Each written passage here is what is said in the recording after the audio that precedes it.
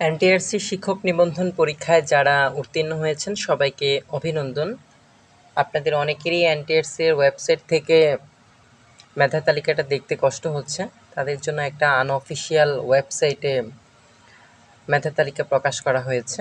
আপনারা এখান থেকে চাইলে একটু সহজেই দেখে নিতে পারেন। আর সেজন্য আপনারা প্রথমেই একটা লিঙ্ক দিয়ে দিব আপনাদেরকে, সেই লিঙ্কে প্রবেশ করবেন। সেই লিঙ্কে প্রবেশ ভিডিও ডিসক্রিপশন দিয়ে রাখবো। এই লিঙ্কে আসার পরে উপরের দিকে আপনি দেখতে পারবেন যে স্কুল মাদ্রাসা বা স্কুল টু মাদ্রাসা বা টেকনিক্যাল, নিচে কলেজ মাদ্রাসা বা বিএম, আপনারা যে যে পর্যায়ে পরীক্ষা দিয়েছেন সে পর্যায়ে নাম্বারটা বা সে পর্যায়টা সিলেক্ট করবেন। সিলেক্ট করার পর ধরেন আপনার স্কুল বা মাদ্রাসায় পাশ করেছেন এবং আপনার সাবজেক্ট হচ্ছে বেঙ্গলি এবং সাবজেক্ট কোড ৩০১, সাবজেক্ট কোড ৩০১, সেটা দিয়ে সার্চ করবেন।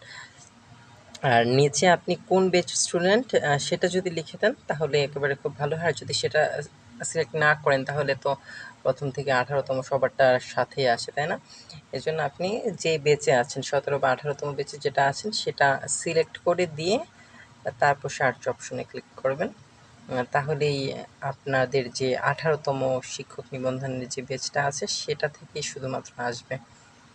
আর যদি এই 18 বেচ বা 17 বেচ কিছু সিলেক্ট না করে দেন তাহলে আগের মতো সবগুলো বেচেরই আসবে। আশা করি বুঝতে পেরেছেন। এখান থেকে আপনারা আবার আপনাদের যে রোল নাম্বারটা আছে সেই রোল নাম্বারটা অথবা নাম দিয়েও সার্চ করতে পারবেন। সার্চ করে আপনারা মেধা তালিকায় কততম স্থানে অবস্থান করছেন সেটা খুব সহজেই দেখে নিতে পারবেন। আশা করি আপনারা বুঝতে পেরেছেন।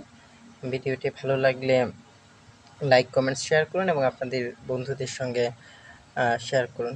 সবাইকে ধন্যবাদ।